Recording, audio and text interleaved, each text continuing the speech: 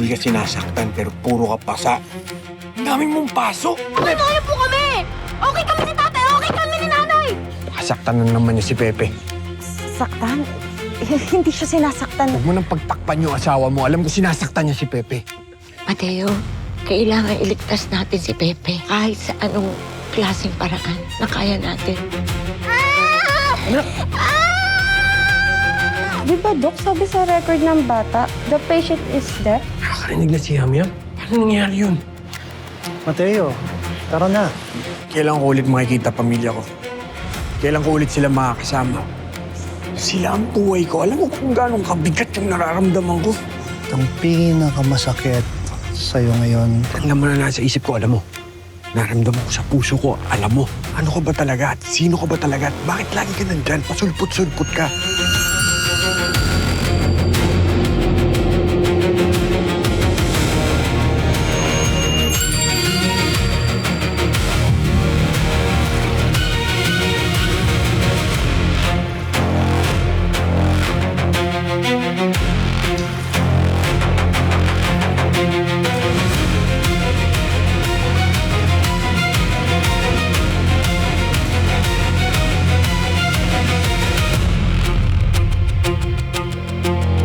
Para sa'yo, Mateo.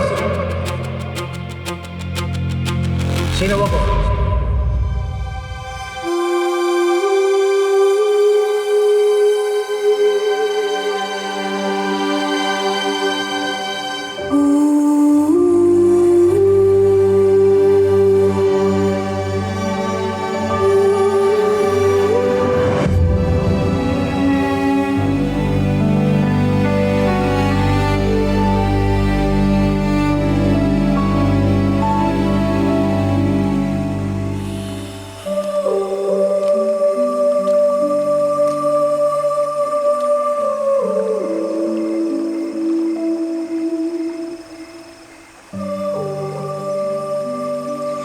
Mateo, ako pa rin to.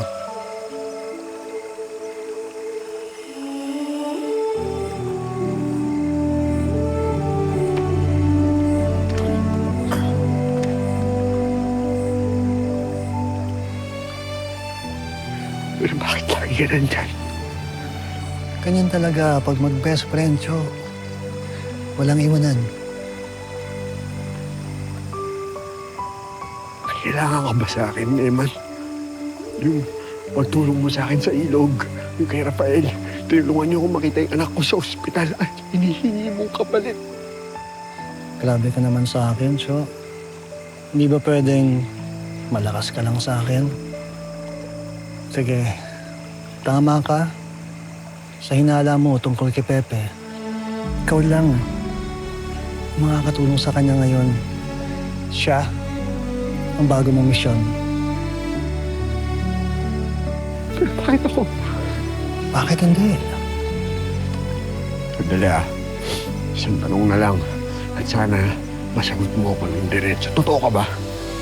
O i-imagine lang kita o nababaliw lang ako sa mga pagsubok na binigay sa akin ng Diyos dito sa buhay ko.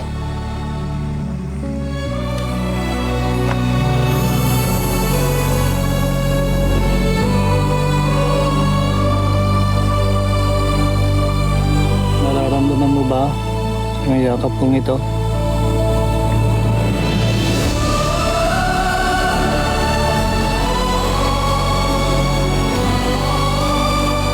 Nasagot na ba ang mga tanong mo?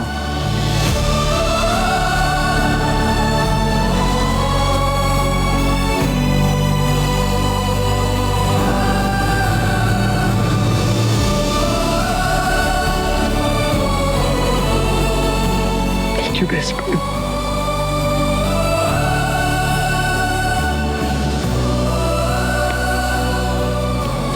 Pepe, kailangan ka niya.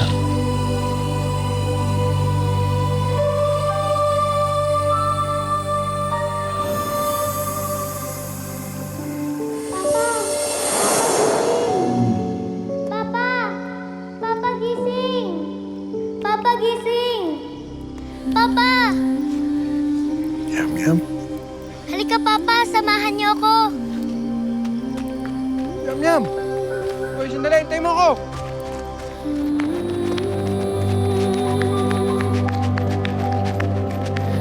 Yam-yam, hintay mo ako! Yam-yam, huwag dyan! Delikado dyan! Yam-yam! Yam-yam!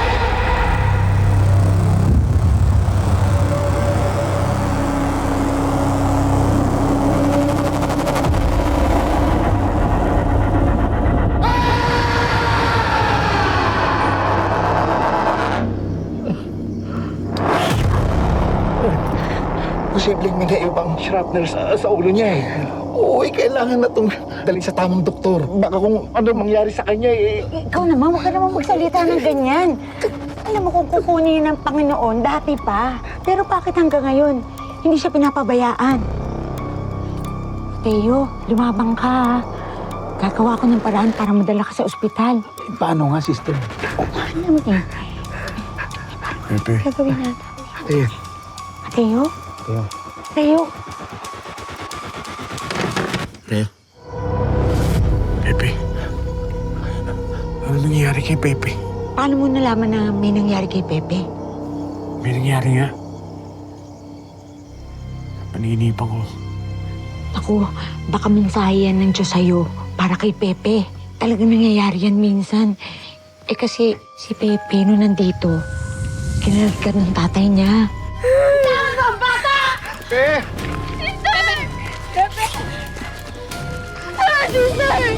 Hoy, sister! Walang galang lang, no? Huwag na kayong makikialam dito!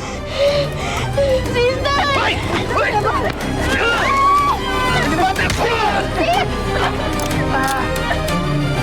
Sister, huwag niyo ako iiwan. Huwag kayong susunod, ha? Hindi ko kayo matansya. Halika na!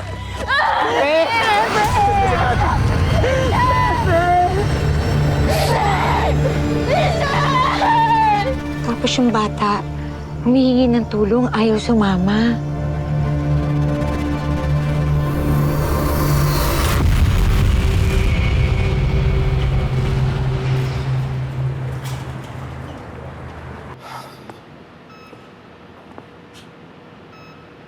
Kamusta na siya? Dumaan na yung doktor dito kanina. Ayos naman na daw siya. Stable na. Kailangan lang talaga niya magpahinga. That's good. Tsaka, merong na-discover yung mga doktor. Ano yun? Na-discover nila na nakakarinig na si Miriam. Nakakarinig. Rose, that's... Teka, paano? Yun nga din yung tanong ko, di ba? Sobrang gandang balita. Tagal na naming pangarap to para kay Yam-Yam. Pero, di ba? Kahit nga yung mga doktor, wala silang mabigay na maayos na paliwanag eh. Basta sabi nila, pagkatapos ng operasyon, nakakarinig na si Miriam. Like a miracle? Oo. Isang milagro. Sana lang dito si Cho, no? Kasi pangarap niya to eh. Pangarap namin to pareho para kay Yam-Yam. Kung nandito si Cho, mas masaya, di ba? Baka nga nagiinuman na kami ngayon eh. Pero wala na siya. Na kailangan nating tanggapin.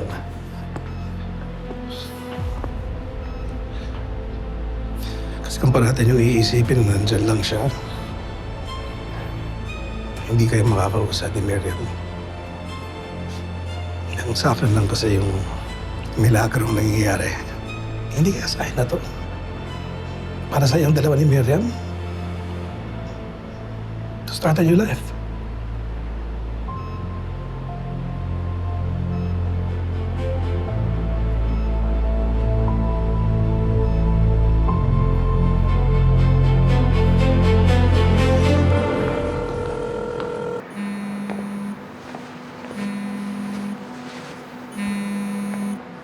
Hello? Hello, Sergeant Thomas. Ano, confirmed na ba na si Chief Hernandez yung may-ari ng kwenta sa nahanap ni Yamyam? Hanggat walang solid na ebidensya, hindi pa natin mako-confirm yan. Pwede nyo kasing gawing alibay na may kapareha siyang kwintas. Ah, ganun ba? Oo, kikitain ko nga yung informant ngayon. Hindi ko pa nga kilala kung sino. Di natin alam kung kasabot ba to ni Hernandez o baka ito na yung magtuturo sa totoong mastermind. Ha? Ibig mo sabihin, may mastermind pa at may protector si Chief Hernandez na malaking tao? Oo, yun ang suspecha ko kaya kailangan ko kagad malaman. Sobrang makapangyarihan nga eh. Baka nasa gobyerno pa. Sige na, tawagan kita mamaya. Mag-ingat ka, okay? Okay po, Sarge. Mag-ingat din kayo, ah.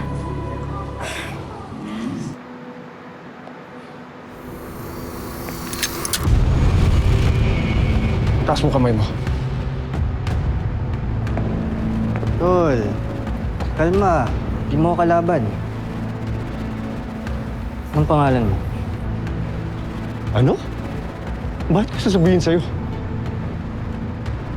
May kasama ka? Wala. Ubad. Ha? Ubad! Ha? Bakit? Baka wired ka eh. Mahirap na. Tuso pa naman kayo mga pulis. This!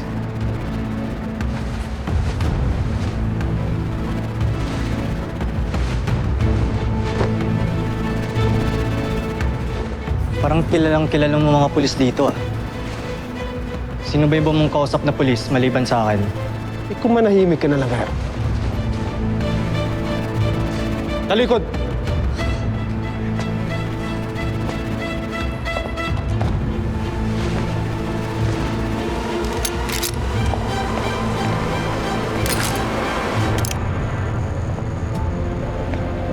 Walang wired, di ba?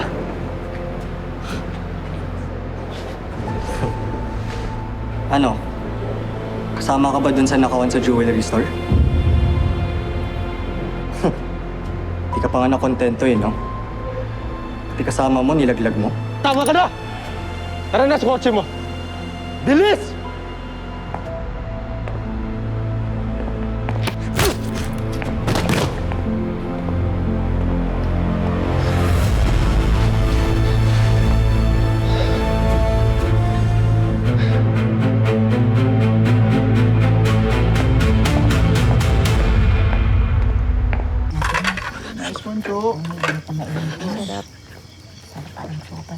Sister Becca?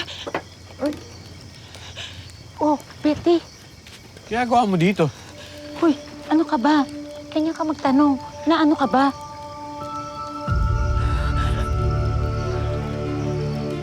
Betty, ano nangyari sa'yo? Si Pepe. Ano nangyari kay Pepe? Tinakpan ako si Pepe. Gano'n ang buhay ng anak ko. Tulungan niyo ako para kayo na nagmamakawa ko sa inyo. Tulungan niyo ako. Alam ko kung saan talaga niraon si Pepe. Alam ko kung nasaan siya. Dali mo kami kay Pepe!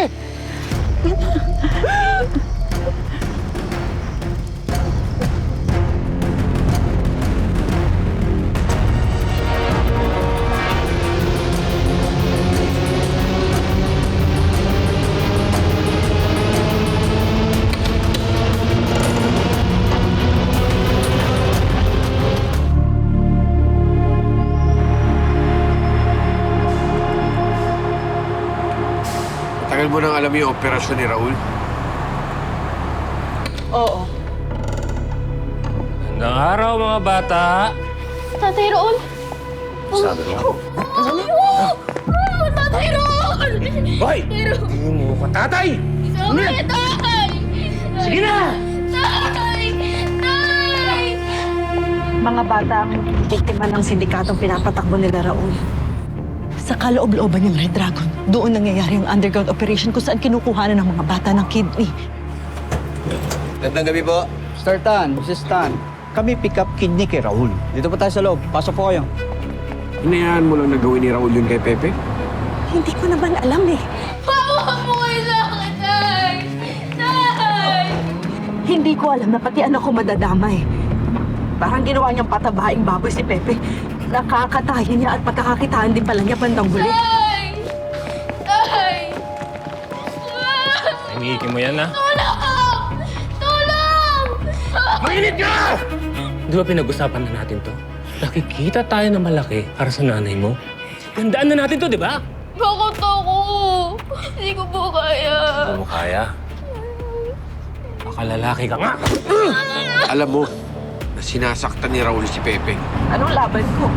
Kahit anong subok ko, pareho niya lang kami sinasaktan mag-ina. Match yung dugo mo. Doon sa batang pagbibigyan mo ng kidney. Ano kung makakatras ka? Mamatay siya. Gusto mo ba yun? Pepe, may mamamatay dahil sa katuwagan mo? Nay, parang awa niyo na po. Isipin mo na kung anong gusto mong isipin sa akin. Pero hindi ko gusto mapahamak ang anak ko. Mahal ko si Pepe at ayoko mawala siya sa akin. Pag pinatulog ka na, hindi mo na mararamdaman yung sakit. Yun na, para sa nanay mo.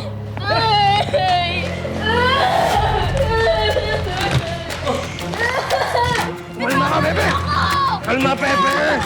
Isama niyo ako! Tulong! Ubutin mo to! Hanggang dito na lang pwede yung sasakyan. Wala na kasi ibang sasakyan yung pwedeng pumasok doon sa lugar kung saan yung operasyon nila Raul.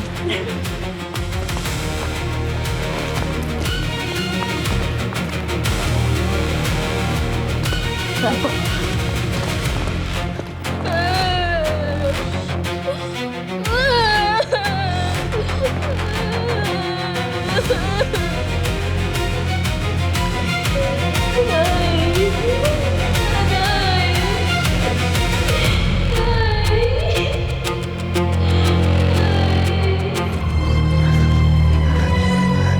Yan ang front ng sindikato. Sigurado ko dyan nila dinala si Pepe. Kailangan lang nating mag-ingat kasi maraming armadong lalaki ang nagbabantay dyan.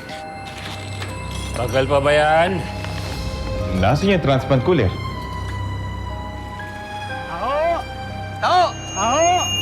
Taglit lang! Buti na lang, andyan ka. Ayan, wala na. Halika na.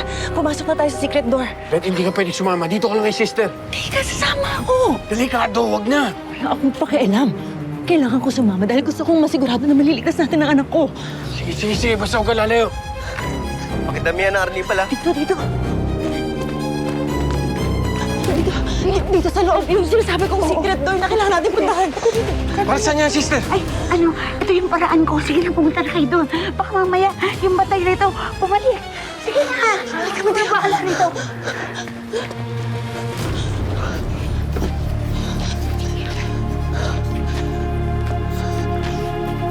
Nasaan yung transplant cooler? Malay ko. Hanapin nyo! Ako ba maghahanap? Bakit hindi nyo niready yung hinayubak na transplant cooler na yan? Ang tagal na natin ginagawa to, ha? Di ba yun ang pinaka-importanting gagawin? Lintik na yan. Ano, mga buguhan tayo dito? Boss, kasi biglaan naman tong operasyon na to eh. Di pa naman niya schedule. Pero ngayong gabi, bigla yung tumawag na kukunan to ng... Ay, matira ka pa, ha? Sumusunod kita dito? Hindi natin pwede simulan ng operasyon kung wala yung organ transplant cooler para ma-preserve at maprotektahan yung kidney na kukunin sa donor. Kailangan diretso ipasok yun sa cooler para manatiling angkop yun para sa transplant. Gagawin natin. Saking ko kayo, eh.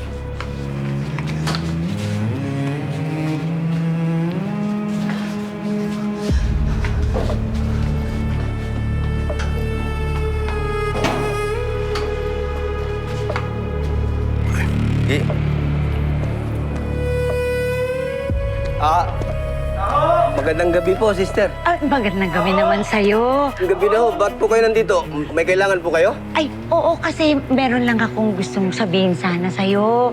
Bigyan mo naman sana ako ng konting panahon lang. Pasensya na po kayo, medyo busy po ako eh. Ay, sandali lang. Bigyan mo lang ako ng konting panahon kasi gusto ko lang magbigay sa'yo ng magandang balita na alam mo kasi, Iho. Boss Raul, Ano? nandito na po si Mr. and Mrs. Tan.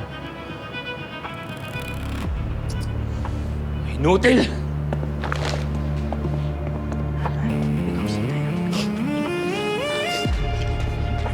Nilis, ano? Tayo natin. Kausap natin. Alam natin to eh. Hindi. Mr. and Mrs. Tan! Mr. and Mrs. Tan. Ako bayad sa'yo 5 milyon. Ikaw pa nga ako. Aming kuha kidney ngayong gabi. Opo, pasensya na po kayo, Mr. and Mrs. Tan. makukuha niyo pa rin po yung kidney. I-reschedule na lang natin bukas. Medyo nagka-aberya lang kasi dahil... Kailangan opera anak namin tonight. Paano kung di mo lang makuha ang kidney ngayong gabi? Mamatay anak ko! Opo, naiintindihan ko po yan. Bakit ka sumusugod? May mga bantay sa paligid. Hindi pwede yun. Hindi natin lalo makukuha si Pepe nun. Makukuha niyo po yung kidney. Tara po, tara po.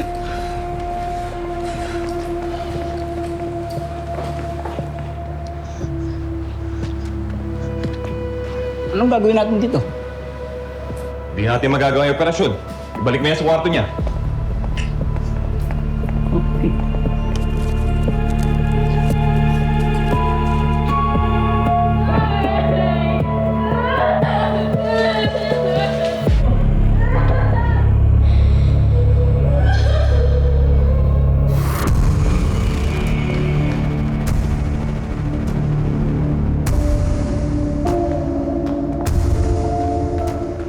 Mr. and Mrs. Tan. Siguraduhin mo lang makuha namin Pangako po, bukas po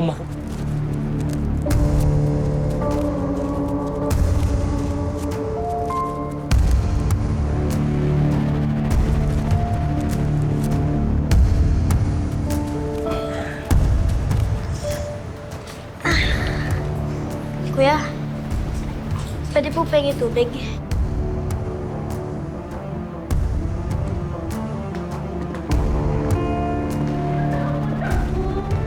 Ba't tayo nandito? Ayoko na dito!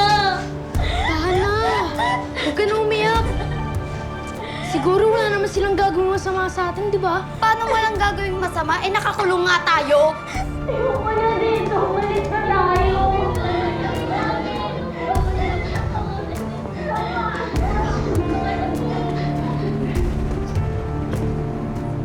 Sino ka?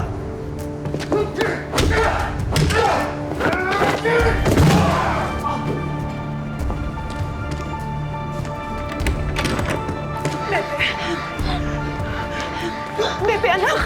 Pepe, nasaan ang anak ko? Nasaan si Pepe? Nakita niyo ba siya? Oh, nakita niyo ba siya? Nasaan siya? Ate, tulungan niyo po kami! Tulungan niyo po kami! Tulungan niyo po kami! Tulungan niyo po kami!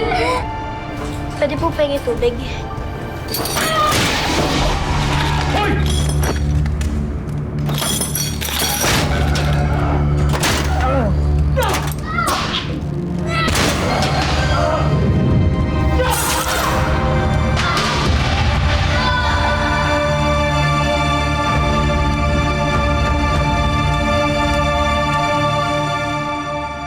Anong kala mo, Pepe? Makakatakas ka sa akin? Si Pepe yun! Sandali, ako nang bahala kay Pepe. Liligtas ko siya. Awa mo naman tayo! Ligtas mo ang anak ko! Lagi ka nang hingilam, ha? Pwes ngayon, mamatay kang parang hayop. Huwag kang pipikit. Lumabang ka! Diyos ko. Ano po ang plano niyo? Hindi ko mako-confirm kung makakapagsalita pa yung anak ninyo. Pero may posibilidad naman po, no, na makapagsalita siya. Posible naman, maybe another miracle can happen.